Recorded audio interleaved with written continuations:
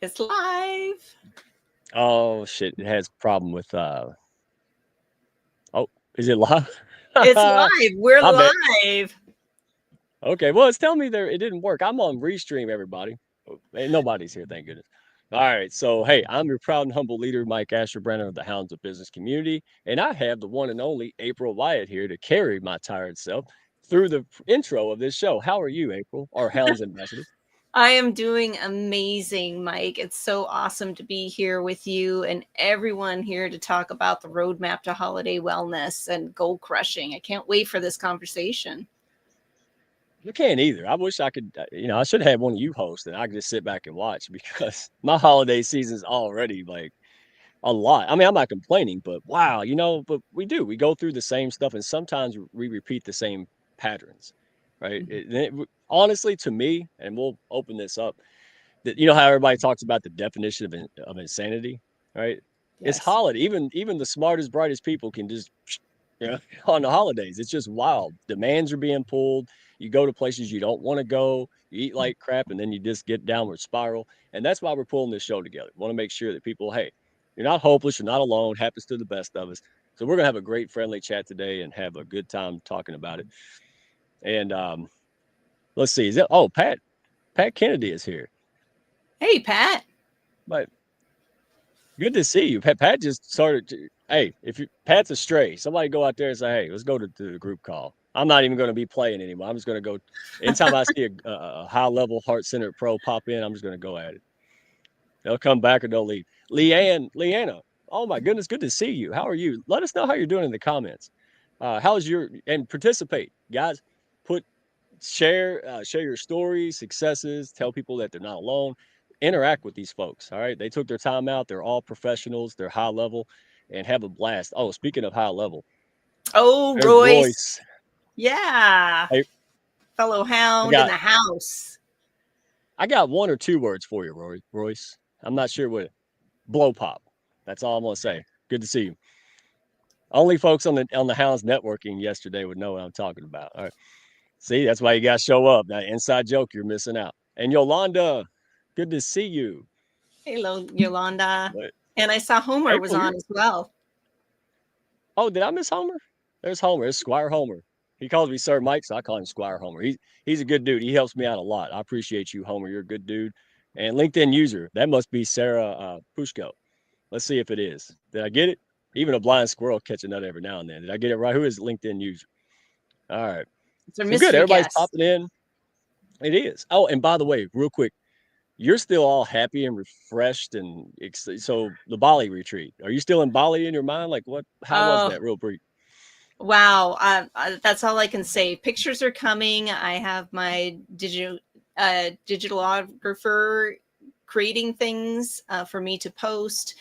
But let me just tell you, the people, and this is just like the Hounds of Business community. No pun or plug here. The people is what makes Bali. They are just beautiful inside and out. They meet you. They welcome you. You can feel their compassion. And of course, the food as well is so fresh and nutritious. So just all the things about Bali, I highly encourage anybody who's been curious about going, DM me, ask me questions. I'm going to host another retreat in 2026 in Bali. So going to spread the love and all the good stuff around. So thank you for asking. Well, hey, you're welcome. And we'll tell them about the one in February in California here in a second. Let's roll the intro before people go, because they're like, where's the intro? And I'm using StreamYard because both platforms and Restream decided just to act up. And I'm at that age where even if you change the graphics, I'm like, I can't. You're like, it turns, my complete old man turns on. Like I'm one step away from chasing kids off my porch with a broom, man, like Gargamel. So yeah, I need this show. All right, we're going to get the party started, and here we go. If I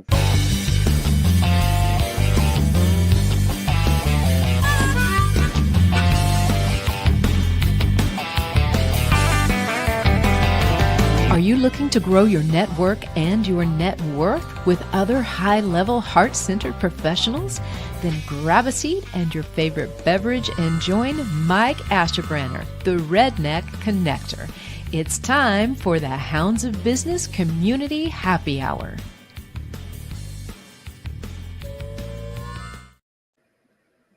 All right, everyone. So I want to give a shout out real quick to my good friends, Tanya Eberhardt, Michael Carr of Brandface. Oh my gosh. If they don't spoil us enough, and then I get this, they actually mailed their client spotlight newsletter and put it in a picture frame. Wow. It is because I knew something was coming, but then the email I got said it would be like from the 4th to the 20th. And I'm like, what in the world could take 20 something days to get to my house? I said, are you sending me like a cow or something? Like, what in the world? Like, I don't want a big tractor trailer pull up and a herd of cows come out. But on all seriousness, I remember Scott Heathman got his, and I was a little bit jelly. Should I say that out loud or no? April, it was a little bit. Just a little bit. I knew it was just coming. A little bit. Yeah. Well, but anyway, I am super happy with it. And, again, it's more than just a pretty graphics and stuff. I mean, it really helped me tremendously. Met them a year and a half ago. And, they have a big part in the Hounds' success today. I mean, it was amazing. And they're caring people, and they're more country than me. What's not to love? So scan the QR code, go to brandfacestar.com, check more out. And good people. And they have a group call coming up. So at least go on LinkedIn with Tanya Eberhardt and go check out their content, send a DM and join that because they have a highly ranked podcast and they're always looking for good people. So, and they know a lot of folks. So just go check them out, attend the call, and you won't be sorry. Let's see. Oh, and Jill Squire. All right. She had wrote the book on cancer survivorship, and we want to make sure folks have an opportunity to scan the QR code and go check out all the things she's got. She has a podcast for folks in cancer survivorship, loved ones. She's got books. She's got consultations, everything. Jill Squire, right? Sounds spelled just like it sounds. Go out there and connect with her on LinkedIn. Tremendous individual, a big heart, and she just has a passion for people. And again, shameless plug. This is what I love about it. These are just regular people that just got sick and tired of being sick and tired, and or just said, you know what, if somebody's got to do it, might as well be me. These are not people that came with, gazillion dollars and all this stuff. These are just folks that just say, hey, I'm gonna make stuff happen. And that's our fault. Right? I love it. So thank you, Jill, for all you do, and also Rochelle. Right? We have a lot of folks that do a lot with cancer, and as true with the Hounds, right, April? It's the same. It's because they had faced it or their loved ones faced it. And so they understand it. It's not like they got in business to make money on it. They got in business to help solve a problem they and their friends and family were going through. And that's special. So we want to support these folks. Jill, thank you so much for all you do. And hey, last but not least, the Colonel, right? Scott Heathman, Jeremiah Scott Heathman. He changed it every now and then, but just look for Scott, 1T and Scott Heathman. He's all over LinkedIn. He's got events coming up. Don't miss out on that. He does everything from one-on-one coaching, executive group coaching, emotional intelligence workshops. This guy's the real deal. He's got some things in the pipeline. Keep checking his profile. Go follow him. You can go to elevatingothersllc.com. And I'm telling you, the guy ran Scott Air Force Base, y'all. He's the real deal. All right. If you have any idea, Google that and see how much logistical things and all kind of stuff, way more than qualified to help companies and leaders figure out, fix culture, get more results for what they got, decrease retention costs. This is your man. All right. And he's likable. What I like most about Scott is that people follow him without rank. That's impressive, right? And I was asking to repost it. He was out there when their fire brigade, or what they call it. He was out there with them, and they're like, "Hey, you want to do this and run up the towers and stuff?" He did it. Now, I was a fireman for 8 years, April. Yeah, it's not something you just get off the couch and do. So, and that's the kind of leader he is. He leads from the front, and that's what companies need now more than any. Leaders are willing to do what they're going to ask others to do. That's your man right there. So, thank you for that. And I think that's it for now. Oh, don't want to spill the beans. All right, well, let's go ahead and get everyone. How about that? How about everybody in the comments? Everybody in the we have chat. Julie here and Tommy. We got the Hounds in the house with Christine Bell and Shelly Cowan. So good to have everybody here. Oh my goodness. Yeah. And who is LinkedIn user again? Is that it's a mystery? Sarah, it's the mystery guest. Come on, Sarah. It's got to be Sarah. She just messing with me now. All right. That's okay. So Welcome, everybody. So we have David Medansky, and he is Jaded Health, right? He does the wellness workshops and this book that's spreading like wildfire. And I love this book because I hate to read like front to back. I just don't have the attention span or the time. I can just pick this thing up and say, what do I need to work on? Right. And then just there. And the fun part is we were joking backstage, everybody. Talking to David is like reading this book. It really is. It's like me. I'm the redneck parrot. I just say the same 5 stuff in a little bit different way. Like, but that means that hey, it's consistent. Like every time I go to grab a jug of orange juice and drink it all, I'm like, don't do that in front of David, like I did today. So anyway, David, how are you doing today, brother? I'm doing awesome. Thanks, Mike. Thanks, April. Good to see you. And then we have Julie Johnson, right, with Integrate. So do me a favor, introduce yourself, because you're kind of fairly new to, you're not new to the Hounds, but you're kind of new to the stage and getting and mingling, because you're a busy lady doing amazing things in the world. So tell folks what you do, who you are. Go ahead. Yeah. Well, definitely. So I'm Julie Johnson. So my background is actually in a mixture of the training and development world and like mind body. So essentially like I teach yoga and breath work. And then I also have a background in training and development and instructional design. So I kind of blend these worlds together and we integrate together. So we actually train on mental and emotional well-being from what I'll explain later is a trauma-informed lens. And we have an app that we're putting out December 15th where, you can get all the details on our courses and trainings and our yoga classes. So that's kind of the nuts and bolts of Integrate, but we're a whole professional community of similar heart-minded, like heart-centered professionals that are other yoga teachers, mental health professionals, and other just tech business people that, want to serve the people. Yeah, the real deal. And we're Right. You have an event coming up, a synopsis coming up in March, and we are super excited. So we have sub-communities now with the new wave of the Hounds. And we're going next level with the Hounds. We already pushed the button. Everything, lead gen central, the heart-centered farming approach, guys. If you're out there struggling, flopping around, trying to figure out, maybe I'm defective, maybe I'm not cut out for business or marketing. No, it's just, hey, wrong methods. All right, try our way. Right, we like to go push each other up. Right, I did something for April the other day, and I looked at LinkedIn, and here she is talking about how awesome I am and how grateful she is. Everybody's look, that's way better than me saying I'm great. People, they expect that, right? They don't expect a whole bunch of super pros to run over. You got to earn that. You can't buy it at the corner store, guys. So if you're a stray out there, hey, you could come talk to me. I got a group call. It's entertaining as well as educational. But the point is, super excited because we have that sub community of mental health. And I'm super excited to have you guys who are licensed, and that's your job. Like, I'm not running I need mental health help, so I'm not running it. You guys are running it, moderating it, and that makes me so happy. So thank you again. This is what we attracted, people like this. So, and then we got Michelle Ward, all right, self-sabotage coach, also, all right, been there, done that. So very credible, went there, you relate to people. So tell us a little bit, because you have a company name I cannot pronounce to save my life. So go ahead and say it and tell the little folks a little bit about it. Okay. So, hi, I'm Michelle. Thank you so much for having me, Mike. And it's so great to be in this wonderful company.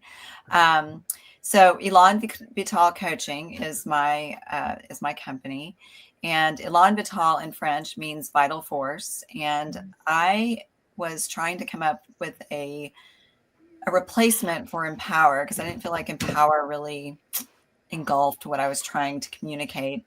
And so I found out about this phrase that was coined in 1907 by a French philosopher, Henry Bergson.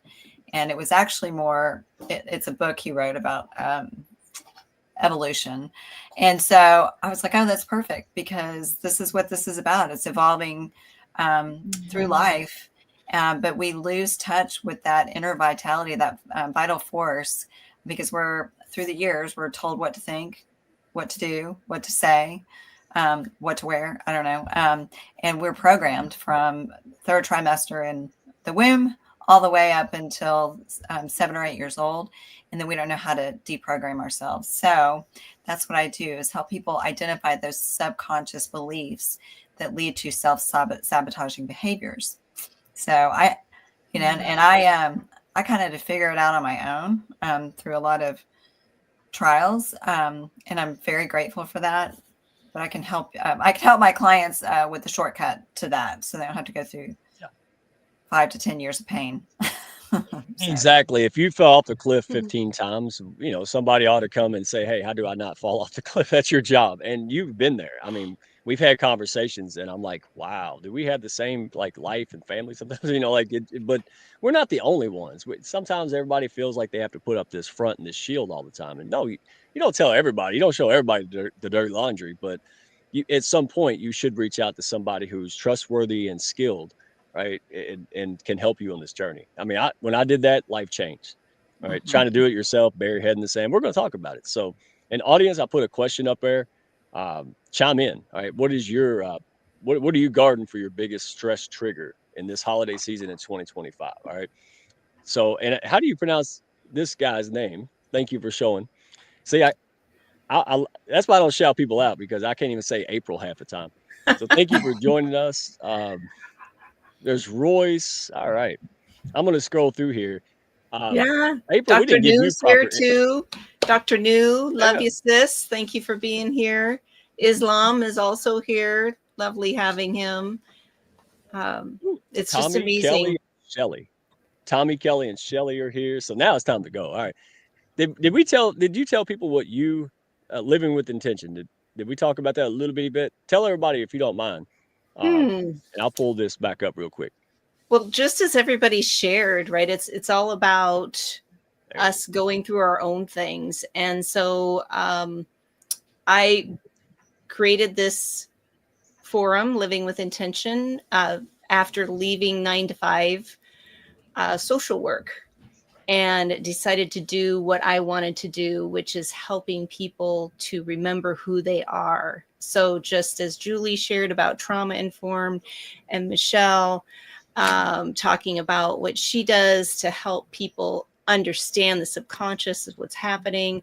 I work more intuitively with breath work and Reiki, and I host retreats to reset and restore basically the nervous system. And then that's when people can really tap into their own intuition and start living with intention instead of on the hamster wheel in survival mode, which is what we're going to get to tonight about the holiday grind, right? And how people get stuck in those those behaviors, right?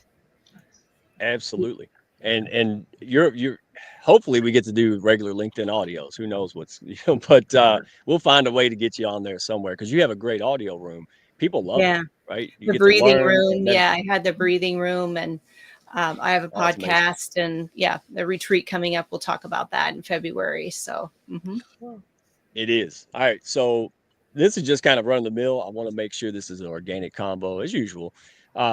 So David, let's start with you, because all of us know, hey, eat right, eat better, right? Maybe we've been on a diet, maybe we're just not, we're thinking about it, right?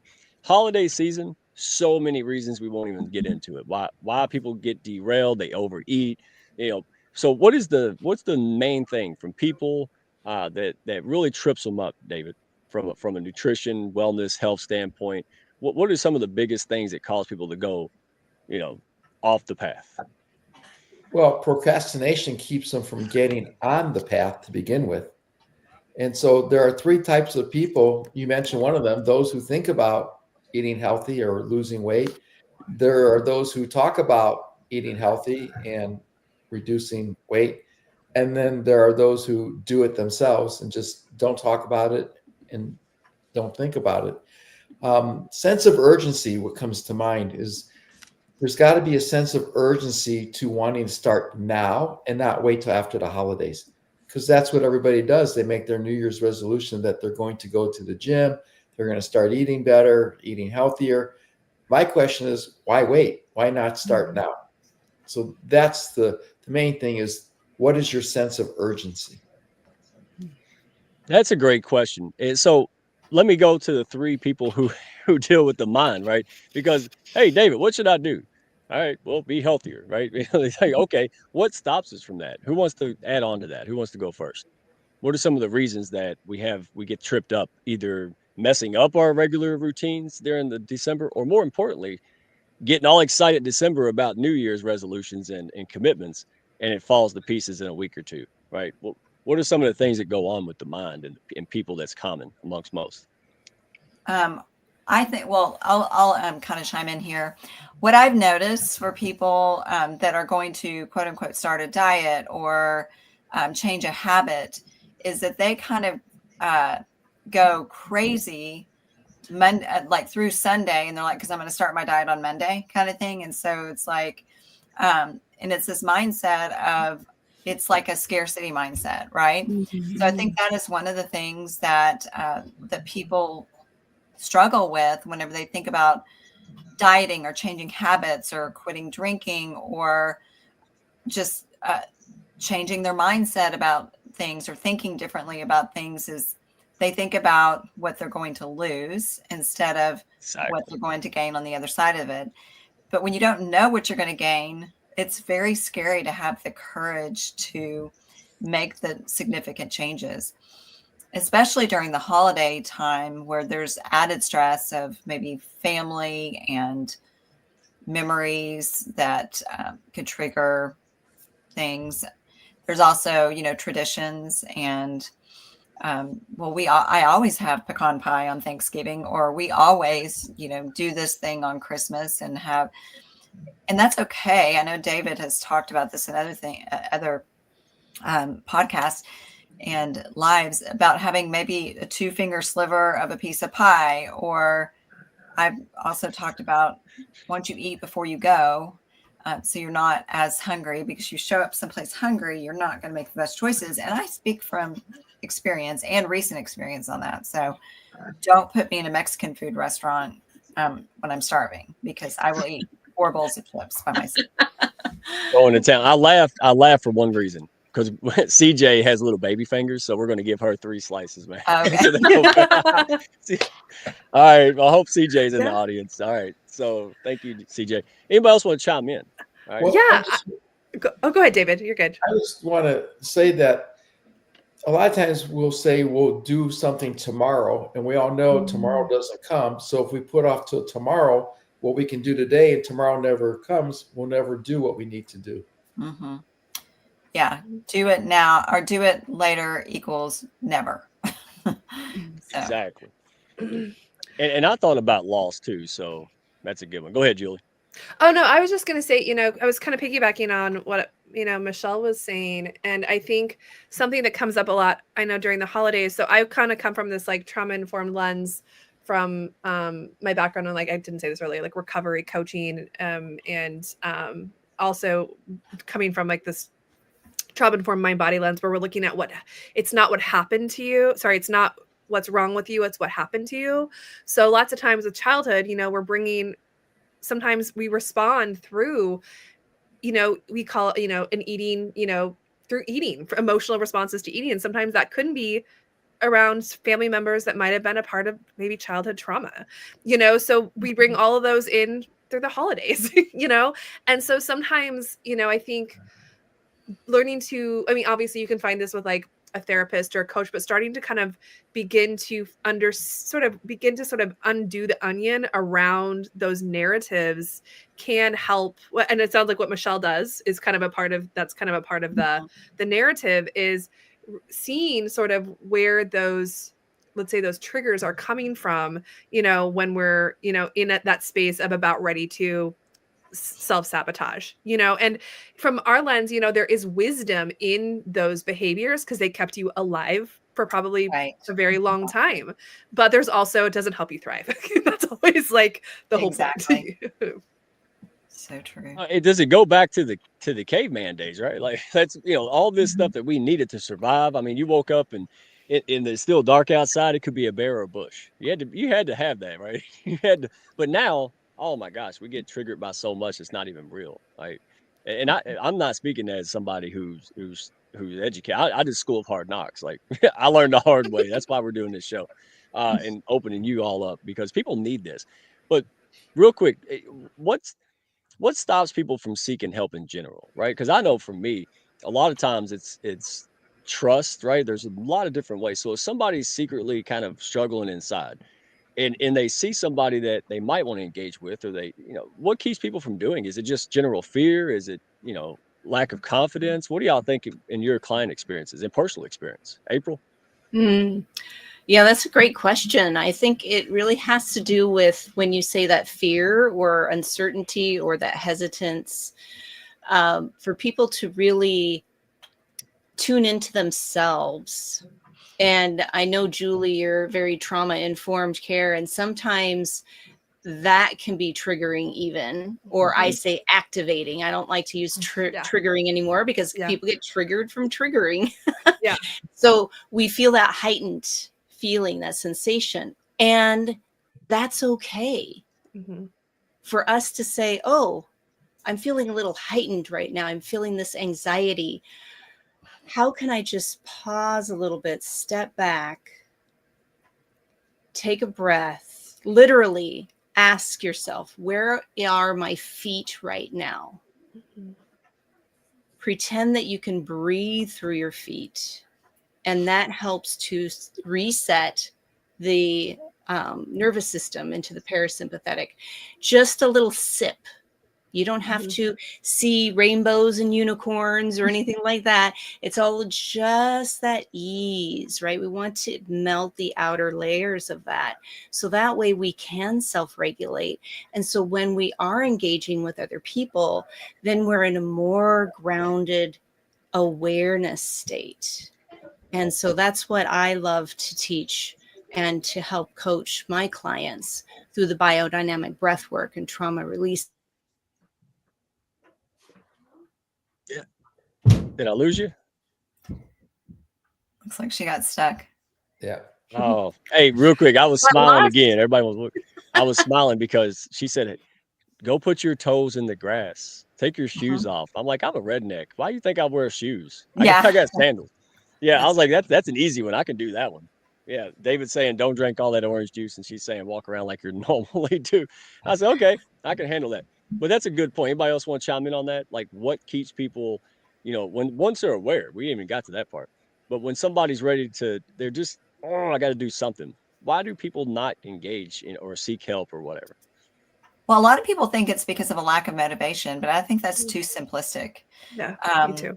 There are so many programs running in the background of our minds. If you're not aware and able to identify what those programs are and what those subconscious beliefs, the limiting beliefs are, then you're just going through life on autopilot.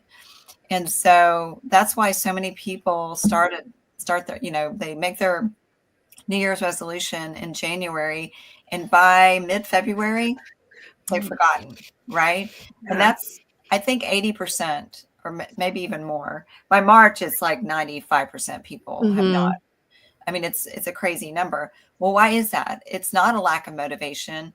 Is it a lack of self-love? Or, I mean, a lot of people would say, no, that's probably not what it is. But I know for myself, whenever I would go through that, and a lot of my clients, it's because they don't feel deserving. They don't feel worthy at a subconscious level. It's not something that they're aware of. And a lot of that, like Julie will tell you, and April too, it goes back to childhood experiences, trauma. And, it doesn't have to be a big T trauma, like some horrible thing, but it could have been a way a teacher spoke to you, or a way, a parent yelled, or or what you observed in your environment, not even realizing not knowing how to interpret it. Here's what I've learned from brutal personal experience. You need a guide. I mean, that's the whole point. Like, it's why chiropractors don't crack their own necks, right, David? Right? Like, I'm in finance. It's like, well, I know not to. I even do it. Give me the Amazon app and see what happens. Right? Like, so what is your experience in this when you work with folks? Because you're not in so much in the mental space, but that gets in the way of your clients, your corporate clients, the wellness, employee benefits, and all that.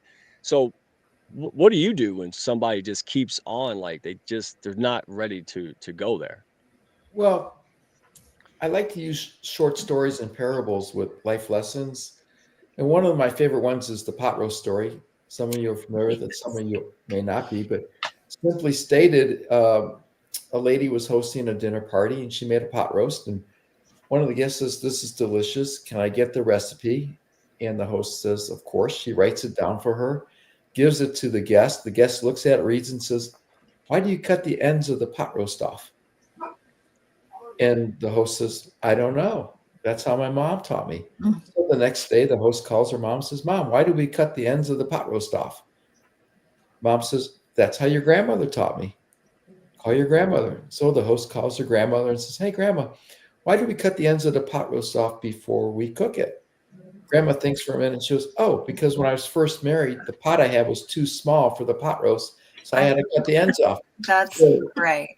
That is where you start looking into why do you eat certain things, like, as Michelle said, oh, you have pecan pie or pumpkin pie every Thanksgiving or every Christmas. And why do you eat certain things? Why do you eat a certain way or at a certain time? Well, that's how your parents or grandparents or maybe, you know, a close friend, you learn from them. So you have to start questioning why you eat certain things or a certain way or at a certain time to figure out what the underlying issue is. And then another short story, just real quickly, is from the book.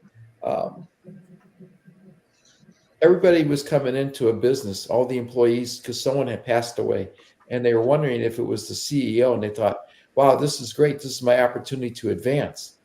And so as they're passing by, paying their respects to the coffin, they look in, and what's inside is a mirror. And next to the mirror is a little note that says, the person that's holding you back is looking at you. And sometimes we don't look in the mirror and look at ourselves to see that we're the ones holding ourselves back. Go ahead, Julie, because to me, that was the game changer. It wasn't that things are okay in life and it wasn't just or whatever. But when I realized, hey, man, when you take personal responsibility, yeah, it's up for you to fix it, right? It's not other people. It's not, you know, the dog barks, I don't have to be in the room kind of stuff, right? Like, you can't push my buttons if I take the buttons off. So what's your perspective? Well, one thing that David said that I just wanted to bring voice to for, you know, people who may not even at that take responsibility level of change is curiosity. And I think that that's a really important lens here, is like, especially if you're just hearing this, and because I was looking at the comments, so I was like, if you're just hearing this and you're like, yeah, I see this, I just don't know what to do with it. You know, like, I see it all the time. Lots of times we see these things and we're like, yeah, what do I do? I think leaning into curiosity, and I love the like self-inquiry, right? This is where like mindfulness, and I call it philosophizing your mind a little bit, you know, and being like, oh, that's interesting. I wonder where that comes from. And you know, and I think without like creating like a narrative, but I think just being like, oh, that's curious. I wonder why I do that. You know, I really like what David said about what I can't remember what you said, but you're talking about sort of just beginning to question and ask questions, you know, about sort of the things you see around your family, around your behaviors around your family. And I really, but it's kind of like leaning into curiosity without judgment, not like in a very self-compassionate way, but like, I wonder what the history is behind there. I still do it. And I've been I've been doing this work for 15 years. I still do that. It's something that I think that can help with sort of that moving into changing the behavior, is just being curious at every level of your, you know, transformation. Yeah, and being okay with it too. Like being okay with feeling fearful and feeling angry. Like there's no good or bad emotions. They're just our emotions. Now, what you do with them can, you know, be a negative or a positive thing. But if you're angry about something, or you're fearful about something, or I know that there's certain people that whenever I used to, when I get around them, I mean, my heart would just start palpitating, and I'm like, what is this all about? And then I got to the point where I could, I knew why they made me nervous or made me uncomfortable, or, you know, and I could link that back to previous interactions or encounters with them. And yeah, we're talking about eating and all that stuff through the holidays. And somebody made a comment about how it's, you know, what you do the other 11 months of the year. And I understand that. But it's identifying why you're doing the things that you're doing and becoming aware of them and being okay with going down that path. Because what you'll find is when you start identifying the fears, the anger, the whatever it is, and you befriend it, it's not as scary anymore. Yeah, it's the boogeyman oftentimes, right? Like Yeah. I'm like, oh my God, this thing's gonna happen, and you know, it's either doesn't happen 95% of the time, or it's not as scary as it's the monster under the bed, right? In a lot of things. I think it's also good to know kind of what Michelle's saying and what you were saying to a certain degree, Mike, is it's still you. You know what I mean? It's still you. And there's like wisdom to, like I said, there's always wisdom to even I call them survivor behaviors. You know, they're not bad or good, but it's just understanding the root of them. You know, and that's where like therapy and some of those deeper subconscious work, you know, coaching is all part of it. But I think holding ourselves to that space of, yeah, it's still me. And not being afraid of those emotions or those parts of yourself, you know, that act in that way. I think that's the subconscious work that Michelle does, you know, and April does too. But I think that, you know, kind of being open and being curious and having that lens of self-compassion is really a big part of that too. Well, look, there's a giant elephant in the room, right? And Michelle and I were talking about this today. So when we talk about the subconscious patterns that trigger stress, right, from childhood, things we might not be aware of. Hey, correct me if I'm wrong, but family gatherings, traditions, you know, if you're like my family's, yeah, a lot of families, boy, you know, you got to see these folks once or twice a year, and it's probably one of the most difficult times. So on that note, right, and you may have a happy family, but you know, most of us, they're like, oh my goodness, should I go here? And some of us have very unhealthy dynamics. So on that note, you know, let me see. I can't find it. Did y'all see? Can you see me? Yes. I switched platforms. I can't figure nothing out. It's bad. All right. So, I mean, okay. So how do family dynamics during the holidays typically trigger us, and what can we do about it? So for example, one time I had my mom, she told me, well, you know, and I always felt like I had to go to, you know, a family member's house. And then finally one day I said, I don't want to go. She said, why? I said, because I want to enjoy my holiday, right? Maybe not the most tactful thing, but I said, I just don't feel like going. I could have said I was sick. COVID was a great excuse for a couple of years. We missed that one, right? And so now it's like, well, you know, I don't want to go. And I remember her saying, well, Dad's going to be really upset. I said, is he? I said, put Dad on the phone. Let me ask Dad. Dad's listening on speakerphone. Dad said, I'm okay. I'll see you next week. And mom, oh, boom, right? And this whole thing. And here's my take, and I want y'all to chime in. I did it. But here's what I'm not an expert. I want y'all to weigh in. When I thought about this, I thought two things. Am I doing this to get back and be spiteful and pretend like I'm not? Or am I doing this because I truly want to be happy and I just got to do what I got to do? Even if other people are upset, I want to enjoy myself this year, right? Like, so the difference of that, once you're aware of, you know, I'm ready to do something. Boy, it could be scary, right? Because then people who don't get their way kind of act out. So you know what I'm talking about. Folks in the comments, you don't have to say anything, but if you know a friend or somebody, right, you can chime in on that. But Asking for a friend. Yeah, Bob has that problem, right? It's okay. Tell Bob's story. But we all have that issue. So that's how I handled it. And honestly, it was a nightmare. It was hard at first, but then guess what? People got used to that. And then I started coming around because I wanted to go get myself a little bit better. So my whole thing was, if I skip out on Christmas and I do the inner work, maybe I can go and be okay, right? Have my cake and eat it too in Easter time or something, right? What is your all's take on this? Because it can really challenge people and families can fight over this. It's awful. What do you think? Mike, you hit the nail on the head with, you know, the obligation and other family members putting that pressure on.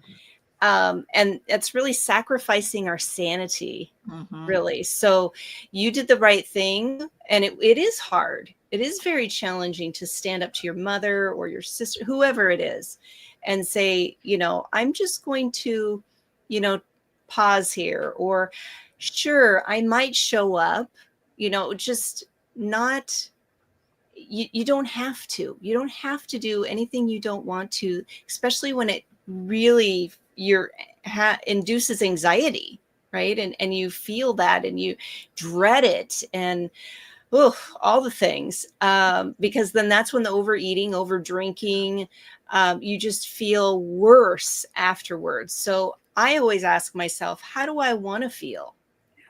How do I want to feel? Have conversations with yourself. Check in with yourself. This is about building your own emotional intelligence as well, and self-regulating and knowing who you are, not what everyone else wants you to do for their benefit. And yeah, that's all I'm going to say. Go ahead. Next. Well, I'll jump in. What I usually tell my clients is, if you're going to a holiday party or a family get together, and the host has gone through the expense, effort, and time to make, a dinner or whatever they're going to serve. A lot of times I just say, I appreciate your effort to do this and going through the expense. However, I'm on a restricted diet and I will have to forego this evening. And thank you so much. And a couple of lines I like to use is more for you, or it'll look better on you than on me. And my last one that I use sometimes is better in the trash than on my ass. That should be on a t-shirt. Hey, wait, yes, wait. that needs to be on a t-shirt. Although I got the best t-shirt right now. Yes, Navy congratulations. Congrats. Graduated from Navy boot camp, so I had to just shout out. I saw somebody put in the chat, but anyway, yes, I love that. I would love for that to be on a t-shirt. And the other thing is, a lot of times people are drinking, you feel, left out if you're not partaking or participating with them. What I do a lot of times, if I don't want to drink, is I'll grab a glass of wine and walk around with it. And at the end of the night, just put it down. And it looks like I'm drinking when I'm really not. So that way no one knows. Yeah. Yeah, it looks like you filled up your glass all night long. You're like, oh, grab him an Uber. Wait, real quick. All night long. I said baby fingers, and now Dr. CJ came up. And look at this. She's been frowning all day long. Don't you tell me that. Look at hey, hey, where's that block button? Hey, CJ, text me where the block button on StreamYard is. I don't know where it is. He's gonna block you. No, don't do it. Yeah, don't. Yeah. So great advice. Who else hadn't chimed in on this? Because I know nobody wants to ask the question, but they're taking notes right now going, thank God it's not just me. And thank you for the tips. Well, I'll just tell a really quick story because this is a recent thing that happened 2 years ago. I've hosted Thanksgiving and Christmas for 25 to 30 people every year, all my family, for the last 20 years, because I have a house that fits the people and it's centrally located. Well, anyway, so 2 years ago, everybody gets their assignments and brings the food. Well, apparently there was something that was off limits to my family for some reason. And my cousin just went crazy, without going into the details, just dressed me down, my children, in front of the entire family. And it was so perplexing. And so anyway, after that happened, I was like, you're not welcome here again. Well, so fast forward a year, everybody's like, are you going to be hosting Thanksgiving? I said, yes, but they're not invited. Well, that caused more problems. And so my other cousin said, well, if you're not inviting them, we're not going to make a choice between y'all and them. So we'll all just do our separate Thanksgiving. So I felt the pressure because it was a family tradition. I'm typically the peacemaker, the problem solver, the host. And so I said, okay, fine. Everybody can come. And it was the worst Thanksgiving for me. And it wasn't because of anything that happened, but the energy, I just felt like, I don't know. It was just not good for me because I did not stick to my boundaries, and I did not. And part of me was like, I didn't protect my children, I mean, they are 23 and 24 years old, but still it felt like, or 22 and 23. It still felt like I wasn't sticking up for them because they had gotten yelled at for eating something that they weren't supposed to eat. So anyway, all that to say, you've got to you got to go with that gut and stick to your boundaries. Otherwise you're the one that suffers because everybody else had a great time while I was sitting there uncomfortable in my own home. Yeah. No, it's people pleasing. Go ahead, Julie.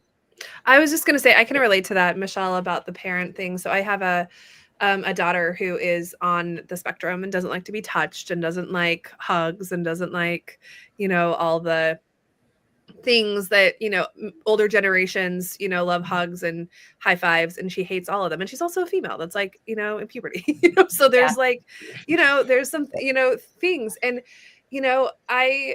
I when she started to kind of was 10, 11, 12, I had to really take my dad aside and be like, hey, air high fives is what she wants. She and I had a conversation about comfort, before a holiday get together. And my dad just doesn't always, he just doesn't see it. It's really not intentional. It just does not bypass. She's not 5 anymore. She's 14, almost 15, now. Yeah. And so we've just had to have conversations, with like, what's your comfort level? How do you want to show people you care?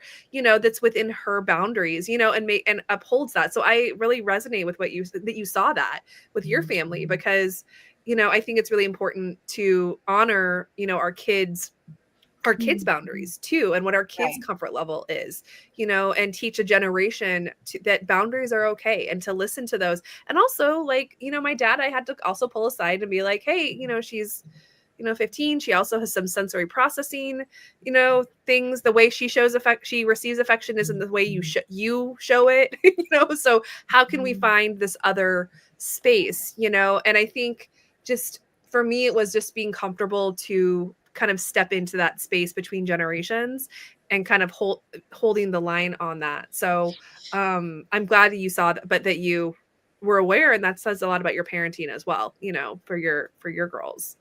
Yeah, Thanksgiving was very different this year because I had no one here. So, I mean, except for my family. But it was wonderful. We had a great time. So, yeah. And again, to me, it was getting to the point now I can go and I'm fine. I actually enjoy it because, I've grown.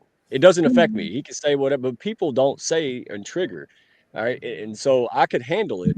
But now people know if I say that, I'm probably going to get cake thrown at me. I better probably not do that. Right. So, and it was gentle. But me and David are old school. It's called respect, right, David? Like I respect you, respect me. You don't want to do it, it's fine. Like when somebody calls me and says, hey, will you help me move? And I used to make up excuses. Now I just say no. I would love to, but I'm not. And, well, why? Because I'm busy, watching TV or and it's not mean. It's just that's the inner. It's okay to not, to put yourself first. And if a lot of folks out there who are people pleasers and doormats, it's not what's happening around you. It's your interpretation of it. That's what I've discovered. Like, hey, just because other people throw a fit and do whatever doesn't mean I have to bend to that, right? But that takes work. That's not something you just pop up and do. That takes a lot of work, right? Like, Julie, right? Like, you don't go to one therapy session and woohoo, like you have to work at it. But what I found is it doesn't take as long. Like me, I was like, oh my God, it's going to take 50 years for me to get to, over childhood trauma and stuff. And it took about a year to get to a really next level place. So point is just do it.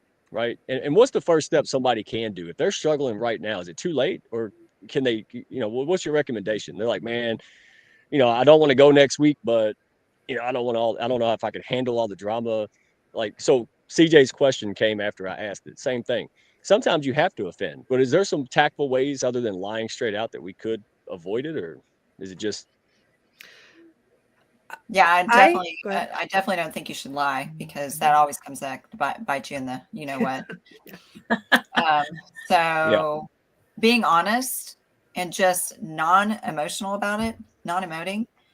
Don't bring up things. I don't want to come because I think that your husband is a jerk and he said this about so-and-so last year and it really offended me. Just, it could just be like, we're just doing something different this year with a smaller group, and I love you and I hope you have a wonderful Christmas holiday, and if you want to say, perhaps we can schedule a lunch together, because that's, just a small amount of time after the holidays are over. I got it. April, Wyett, do a Bali or some retreat so we can all go, we can blame you. Yeah. I'll go to Bali with April. Sorry. For sure. I'd love to host everyone and not even think about the holidays or any of that. And that was amazing that I experienced that during the election, because nothing, right? Crickets. We were all breathing. We were meditating. We were watching the ocean. That's what living's all about, really. Mm-hmm. Yeah. So just being present, being in that space that we feel good in without sacrificing our mental health for others. I think you also have to ask I'm sorry, go ahead, Julie. I've been talking too much.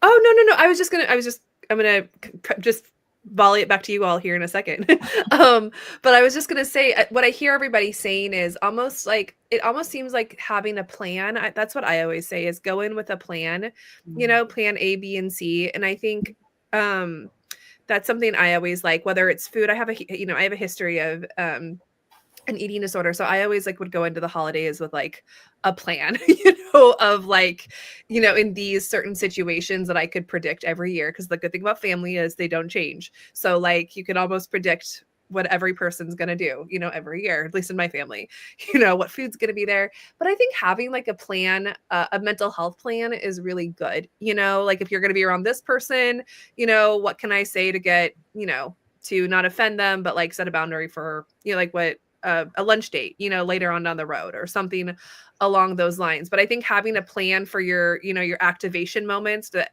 at least I can predict in my family what they all are at every point in time. You know, the shrapnel is there. It never changed. You know, it's always there waiting for me. The trenches are there every year.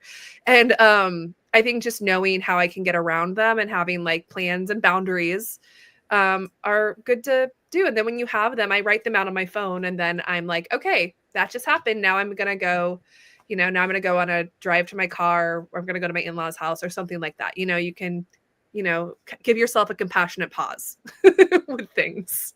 I love that. All right. So, unless David wants to chime in, he's been quiet. He's wise man. Look at him. He only speak when spoken to, man. Bunch of women All right. around here. He's like, can't get a word in edgewise. Nope, That's why everything's he's good. here. Yeah. Well, David's the best. David, he comes up with stuff that's not lies, but it gets the job done. All right. I don't want to spoil it. I don't want to spill the beans, but he gave me one the other day. I was like, that's brilliant. Nobody's going to be mad at that. And I get to do what I need to do. Right. Like that's so get creative. Here's the thing. When you feel like you're stuck, then it sucks. Like when you feel like I can't change anything, I can't do nothing. You know, and that's not true. And what I hear the common theme, correct me if I'm wrong, because we're going to get into and finish this up with 2025, right? New Year's plans, goals, all these kind of things.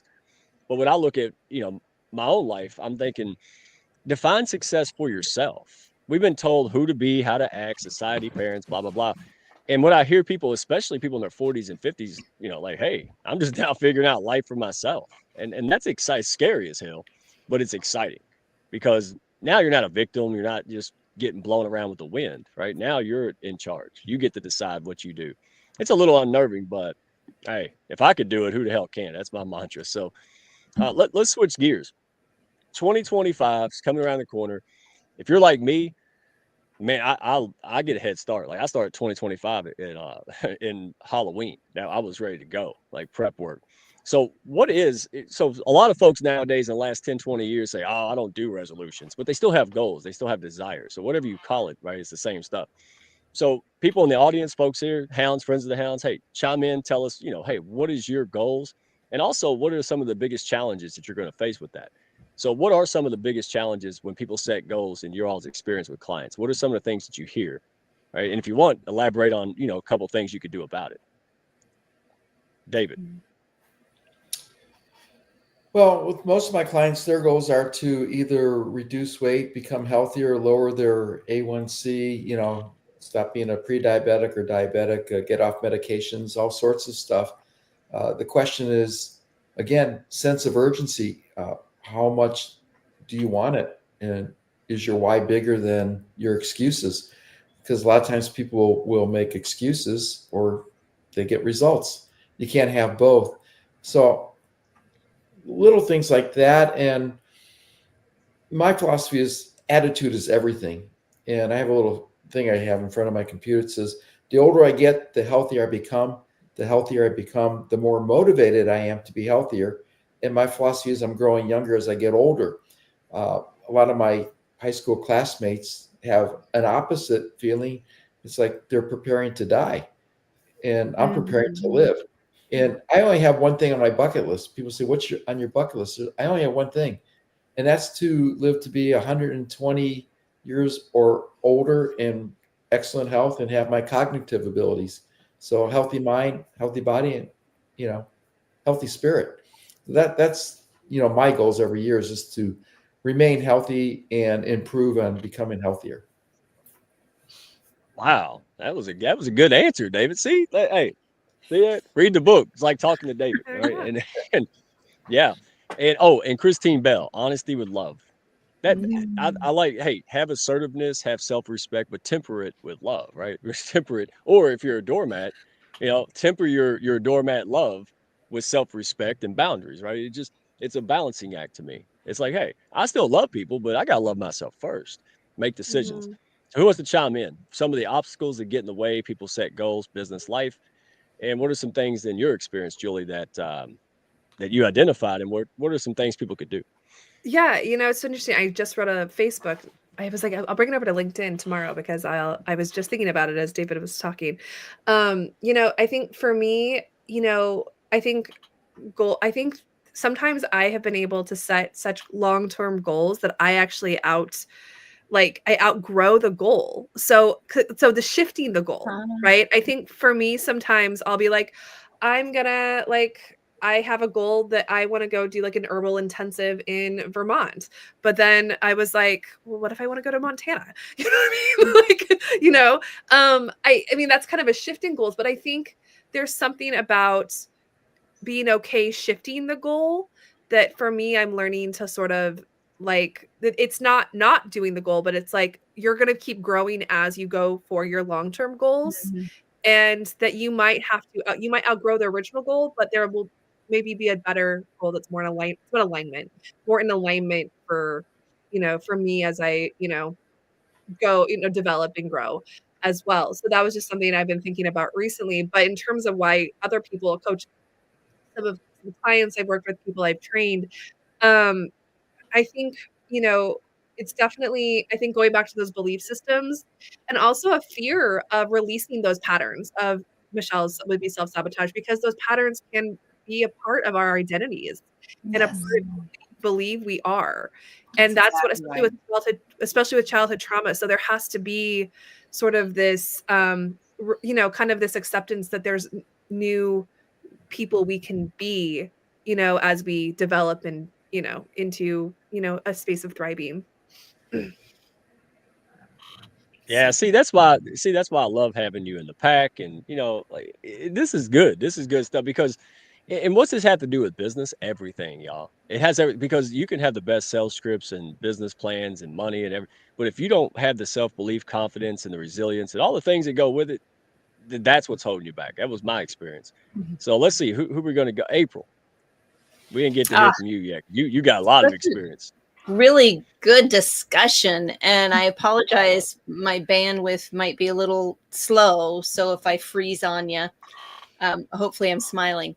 But I like to say, just as everybody's chiming in about belief systems, about being aware of self-sabotaging, about old repetitive behaviors, when we're under a lot of stress, we need to give ourselves some ease and grace first and foremost, because our brains are hardwired to go to the easiest thing to do when we're stressed.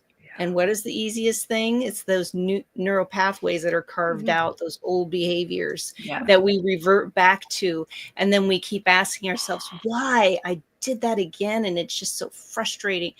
So having that ease and grace and placing your attention on your intention. So asking yourself every day when you get up, the first thing before you even put your feet on the floor, how do I want to feel at the end of the day? What small goal can I do today that's setting those stepping stones, right, towards that other goal? And then you'll have to redirect again. It's going to happen. And redirect. Okay, where's my attention? What is my intention to do this? That way you're learning and unlearning at the same time, which at first it's like opening up a closet and everything comes flying out. And you're like, oh my God, it's a bigger mess than I anticipated. Although you start categorizing, you start organizing a little bit more, and then it becomes a little easier. So just having that attention on your intention will really go far, and having that ease and grace for yourself.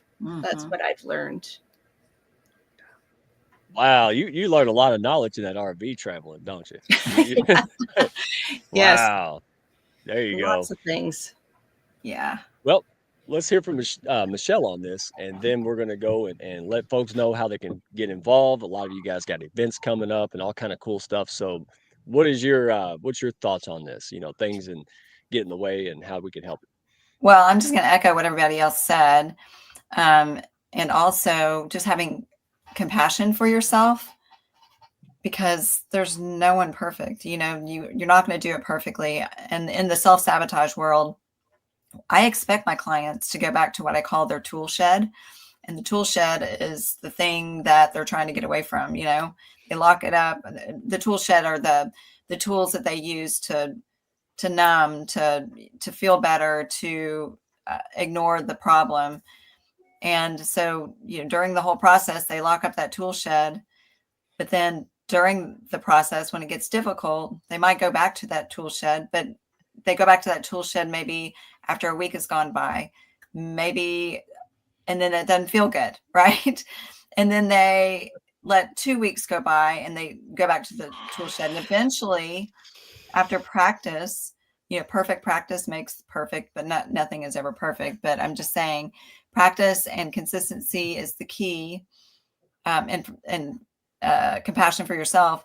The toolbox stays locked and they don't end up going back to it ever, you know, but it is a process. I mean, Mike said that he worked on his stuff for a year, and a year sounds like a long time, but in the big scheme of things, it's just a little piece of grain of sand, you know, a grain of sand in the sandbox of life. So Yeah, no, it is. That's a fast time. I mean, I've worked on myself here and there, but you know, it's like I'm the amateur champion boxer, and then you go to the professional bouts, right? It's like, whoa, wow. And I don't know if you ever arrive. I think you just keep improving, and then you die. I That's think pretty you're much dead what I when do. you arrive. So don't, you know, just keep on growing.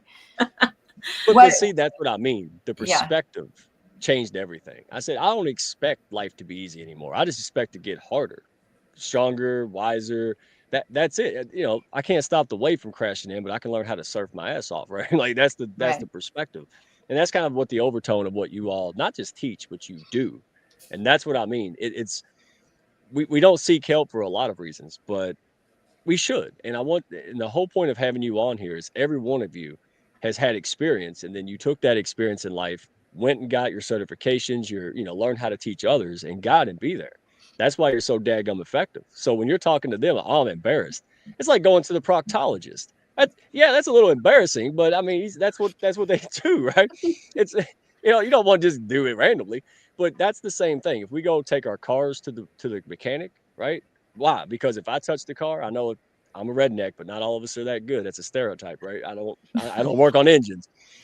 But if the car breaks, I don't go in there just monkey around with it, right? So same thing with the brain. That's what I told somebody the other day. Is, oh, you went to therapy? Absolutely. I don't need to be messed around here by my dadgum self. That's why it's in the shape it's in, right? Like I need to go find somebody who can help guide me through it, right? Like I know how to eat, right? Everybody knows how to do that, but I still have to call David, say, hey, accountability calls go a long way, right?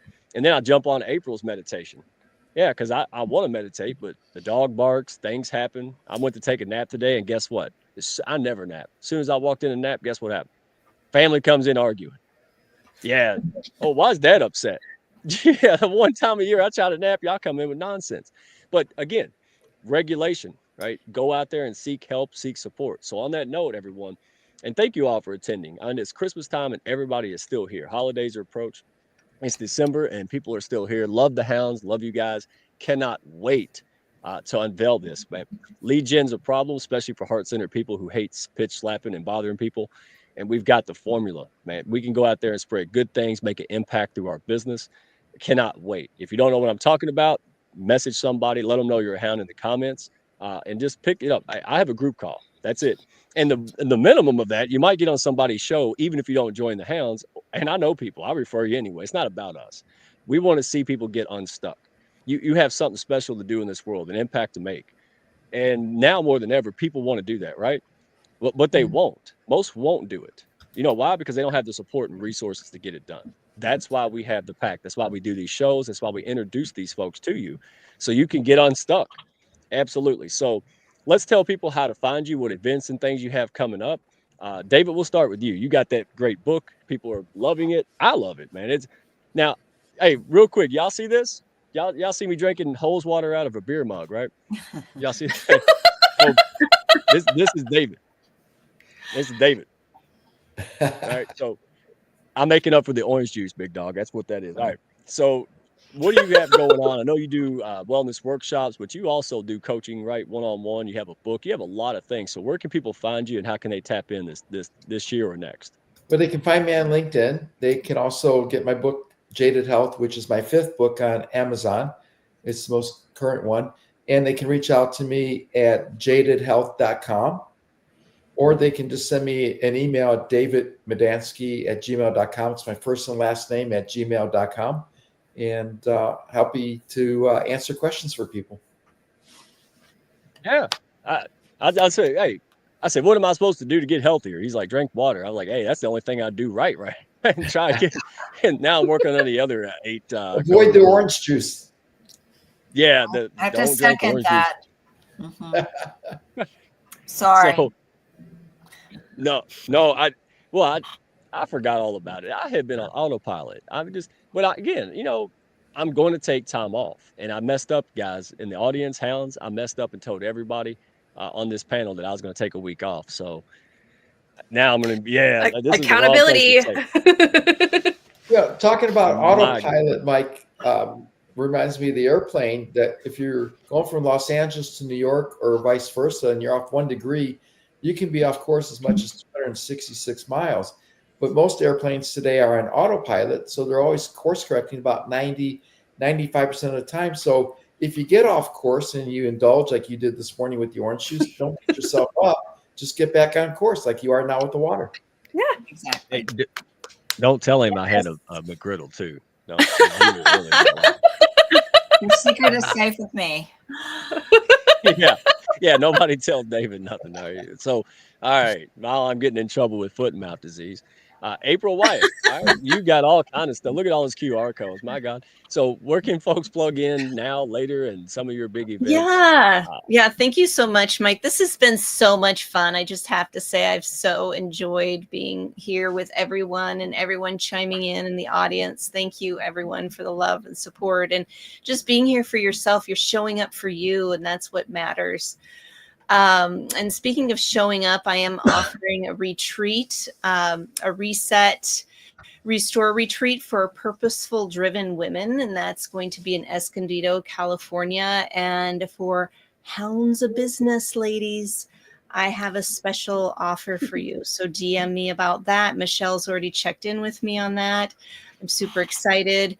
And I have a podcast, of course, and I also am an author. I wrote a mindfulness journal to help people keep journaling, right? And especially for the new year, just even journaling about what's going on. How are you feeling? What's happening in your life? That really helps to reflect on that. And you can reach me by connecting to me with my website, livingwithintention.co, or on LinkedIn. I'm also on YouTube, on too many things, right? On Facebook and Instagram, April Wyett, Living with Intention. So looking forward to connecting with you. And also Shelly Cohen, I need to get in touch with you, Shelly. So thanks again, everyone, for being here. Oh my goodness. Speaking of that, and I left 15 of the QR codes off for April Wyett. No, I'm joking. So like Shelly Cohen. Oh my gosh, talking about somebody with y'all. Go check out the last show. We did a couple of her the last couple of weeks. Amazing. The way she overcome, when I have a bad day, that's the last person I'm going to whine to. Not wow. Like I get a paper cut, I'm out of the game for a week. This lady, I'm telling you, she is resilience personified. So thank you for coming. And all right, so look, I'm about to fall over. So is it let's go with Julie, because I've got her slide ready. Julie, Okay. You have a lot of good stuff coming up, Okay. and people Yeah. need you. A lot of folks are struggling. Yeah. So what you got going up, and I'll get it. Yeah, so we have Integrate Trauma Informed Network. We specialize in trauma informed leadership training, which is just essentially self leadership. It's another way of saying, coaching yourself, all the things we've talked about today, so you can be, thriving with others and with yourself. So we have quite a bit coming up. So one, you can find me on LinkedIn and on Instagram. We're also on Facebook. If you just look up Integrate Network on any of those, you can find us, or my name. You can go on our website at www.let'sintegrate.live, and you can see all of our upcoming events. We also are downloading, you also can hear all about how we're downloading an app on December 15th. So you can just download an app soon. But we also have a great event coming up here that is sort of like a big show off of our community called the Trauma Informed Leadership Symposium. And we have holistic coaches, we have business coaches, we have community managers, social workers, we have an integrated pediatrician, we have Sarah O'Brien, who's a part of the Hounds too. And we're all talking about what skills we need, where does our consciousness need to be in order to support each other, have these interpersonal skills so we can all thrive and problem solve in our businesses together and hold our relationships with high importance, right? Because we all need each other to make business move forward, right? And so we need to kind of have some conscious communication and some of these understandings of how we problem solve when we are in an activated space. So we are talking about those skills specifically in this conference, and everyone's kind of bringing in their own specialty, sort of like here, but in this pre-recorded symposium. So. Wow, that looks like a big undertaking. I'm glad you started early, and we are proud to sponsor and partner with you and get this out there because, again, this is life-changing for many people. And wow, so thank you for that. And do y'all see me over here? Remember Dr. Evil? Remember Austin Powers? My chair just keeps sinking. Either that or my desk is growing. I'm not. So somebody tell Santa I need a chair. Oh my goodness. And I won't buy one. I'll go buy a bunch of hats I don't need, but I won't buy an office chair. You'll see me on the floor here in about 2 months because I didn't buy a chair. All right. So let's stop rambling about the chair and let's finish up with Michelle. What do you have coming up? You have an assessment. You have all kind of stuff people can tap into because what you and Julie do a lot of times, people don't want to open up about it. Right. So you have resources that they can go check out without you worried about you pitch slapping or bothering them or anybody finding out, because confidentiality is a big deal when it comes to this, guys. Well, confidentiality is the number one thing with me, and there's nothing. This is a no judgment zone. There's nothing you can tell me that surprises me, that's going to, cause me to call the local media company and say, "Oh my gosh, listen to this new one." But no, just go to my website, 𝐿aneVital-coaching.com. There is a self-sabotage quiz on there, and you can see where you fall on the self-sabotage scale. And it's free. And then there's also resources in my resource section with blogs, but there's also a 7-day journal that I created, a blood sugar balance guide, because if you don't have a healthy blood sugar balance, you're not going to have a healthy brain, and it's harder to make healthy choices and deal with your stuff. And there's also a resource to download about meditation, hypnotherapy that's pretty informative as well. So all free. Thank you, Royce. This has been fun. I woke up. I've been dragging the day, and I'm like, wow. Now I woke up. Y'all want to go again? Another hour? No. Sure. Not today. Look, April's good until 10. Are you on Central Time right now? What time I am on Central Time. Yes. Oh, okay.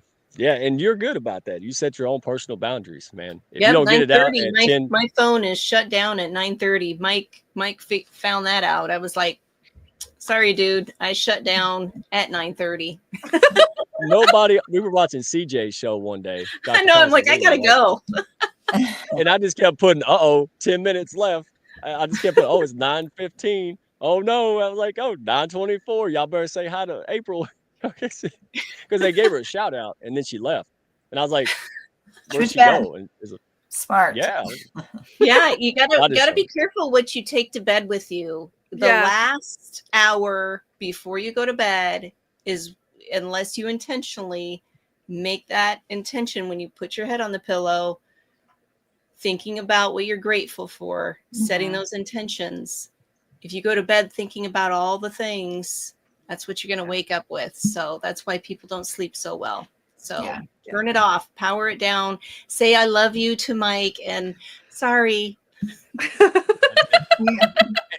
Y'all remember Gremlins 2? David, remember Gremlins 2? Remember the gremlin that talked? That's me. I'm the most cultured redneck on planet Earth. When I go to other like redneck, hoedowns and stuff, they look at me funny. They're like, what is that? They're confused. They're like, it's not pure redneck. I was like, nope. I've been around y'all too long. But again, that's a good thing.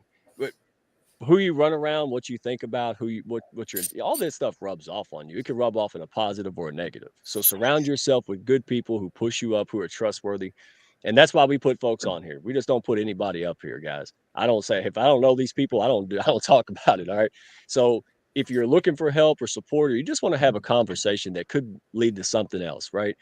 Reach out to these folks, right? Don't be shy, support, go to their, that's why they do audios and live streams, right? They do this not just because they're bored, right? They do it because they want to plant seeds and let you know you're not alone. So thank you for all your hard efforts. You're here on a holiday, and folks that are in the comments, folks in the Hounds, you guys make this special. If it wasn't for you, and I'm not saying this to be cute, I'm just some dude in a camo hat taking a walk, right? You guys really make this possible. So I love you guys, appreciate everything you do. And it's my pleasure and honor to be able to roll out this new system, right? And the things that we have in place to get things done on a level we've never seen before. No, two life-changing things a week's not enough anymore. We want 20, 30, 40 a week, right? And we're there. So don't do it alone. No strays out there. Build a business is hard enough. All right. Get the support, mental, business, all of it. It's right here. So tune in. Guys, next week, I don't even know who I got next week. I can't even. That's bad. I'm going to be with David next week. Oh, really? What y'all doing? We're with you at the Mike King Show. There you go. Well, I wanted someone else to say it. I didn't. No, but I'll be honest. I did forget for a split second. I know it's bad. That's why I got a calendar. Like, hey, don't laugh at me. You can't tell me your phone number nowadays, so I don't want to hear it. Right? So, I can't. All right. David can. David, yeah, we're old school. We got the rotary dial phone. Remember, 5. Yeah, that's us. All right, guys, have fun. Thank you, Julie. You've been running ragged, and you're here. We love it. Thank you so much, Michelle. You're the most open person ever. April, you're the real deal. You're just who you are. I love it. Yeah, April's the same all the time. And David, Navy mom. Yeah, and well, I don't know if Baby Fingers is still here, but we're going to give you 3 slices because you're the bomb. But and thank you, Level Up. Thank you for what you did. She came and taught a class today for some of it. Amazing. It's just amazing what you could do around this place. And David, your book, can people find that on Amazon still or not? Yes, it's on Amazon. Jaded Health. All right, on Amazon.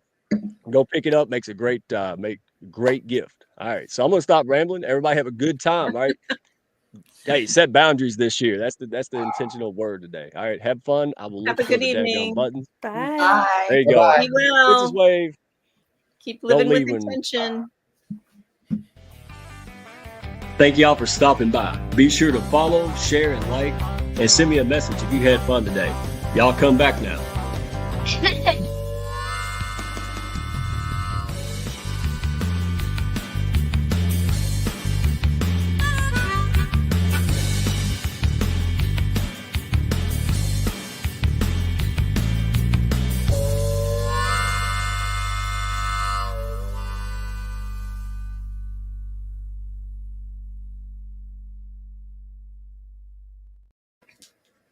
Nope, we're still live because I can't push the buttons.